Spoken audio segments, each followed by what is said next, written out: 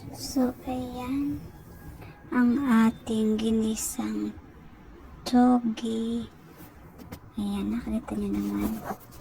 Nilagyan namin yan ng carrots. Ayan. At yung Baguio beans. In-slice lang namin yan ng maliit. So, ayan, makikita nyo naman kung gaano yan kasarap. Dahil half cook lang yan ang pagkakagawa. Ayan.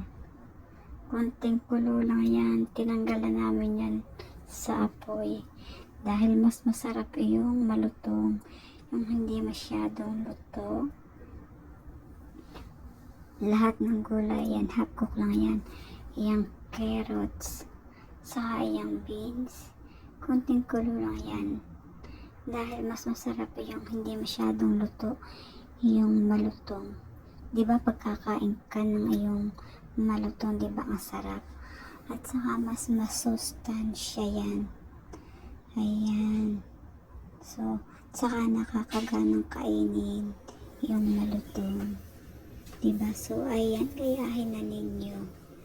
Ayan, diba? Ang sarap niyan. Ayan, mapapasana all ka na lang talaga. Ayan. Diba? Para siyang kanin kung titingnan mo. Pero, tog yan. Yan yung munggo na pinatutubo. Mas masustansya yung ganun. Ayan. Ang sarap niyan. Nakakita nyo naman. Ang sarap na. Ayan, ayan. Nakakita nyo. Ayan, diba? Ayan, half cook lang yan. Super yummy. Ayan na.